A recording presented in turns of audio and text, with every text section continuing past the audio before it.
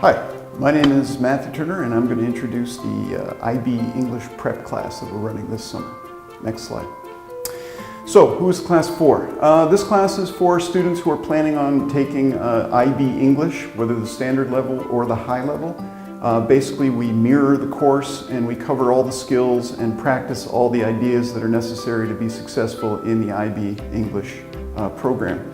But this course is also useful for students who plan on studying SAT, AP Literature, and who are planning on studying abroad in international schools or studying here in Korea in international schools as well, because these are the skills you need to be successful in literary studies in general. Next slide. So we begin with critical media literacy. So we divided the course up into three main components, and again these kind of mirror the process that the students study IB English. So critical media literacy is looking at all media and being able to analyze it from a critical point of view. What does this mean? Well, what this means is we're looking at narrative. Human beings communicate through stories, and all media has stories built into it. Whether we're aware of those stories or not, they affect us. And these stories that we tell within media also reflect not only social ideas about what's going on in culture, but they also display power discrepancies. Who has the power to produce knowledge? So we're practicing the skills in the class. Students learn the theory, then we apply it to different pieces of media. That can be songs, that can be music videos, speeches, whatever the media that it is. And then the students actually choose their own piece of media to analyze and write a report about it. And again, this is one of the assignments in the IB course. Let me give you an example. Next slide. For example, here we have some watch advertising. The first is for a men's watch. In the ad, the man is rugged, he's in danger, he's in Greenland, conquering nature. There's kind of colonial narratives here as well. But looking specifically at the gender narratives, for him, the watch is his tool. He needs time to survive. Time is his ability, his tool in order to conquer nature. This contrasts quite nicely with the female watch ad, where the woman is not in Greenland, but she's in Paris, France, as we can see with the Eiffel Tower there, the city of love. She's dressed up to go on a date. It's all about romance, not conquering nature. And for her, the watch is an accessory. It's pretty. It tells the time, but not super accurately like a tool of survival. So these kind of contrasting images and narratives tell us a lot about how we see gender and how gender is constructed in society. That's just an example. Next slide. Once we've got down these basic critical analysis skills, we then start applying it to long-form journalism, articles, and short stories. So the articles I've chosen are science-based articles, and the reason for this is that generally we tend to think of science as being objective, that it is not subject to bias and narrative, but it very much is.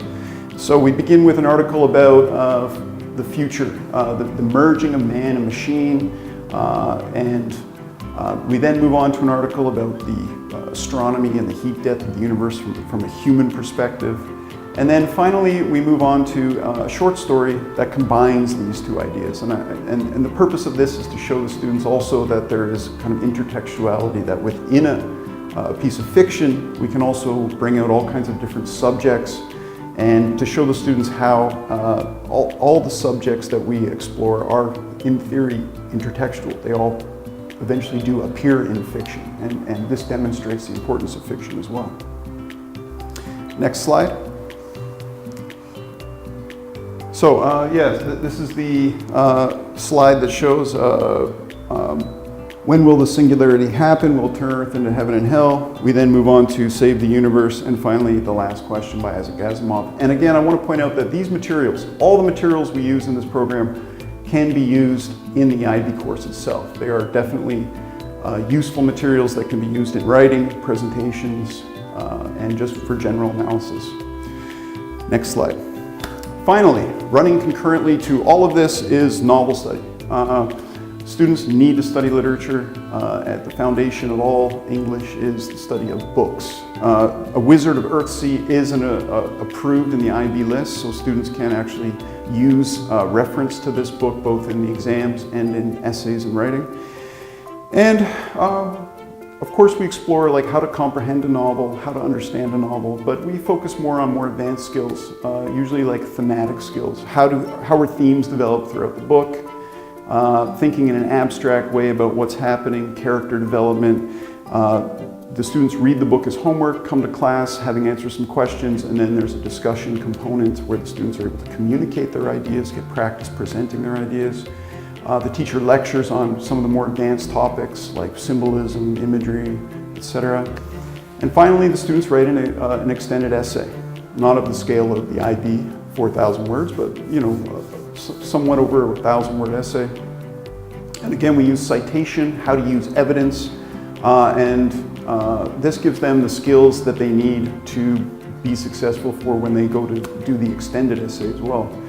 Also, I bring in other subjects. I bring in Carl Jung, who's a psychologist, and we explore how these psychological ideas can be seen in the text. And I also bring in Joseph Campbell, a mythologist who also developed the idea of the hero's journey, and we explore how those ideas can be applied to give the students ideas about how to actually approach the extended essay and get lots to work with.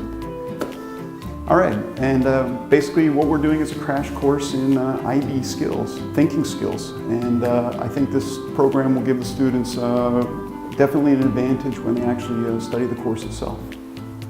Thank you very much.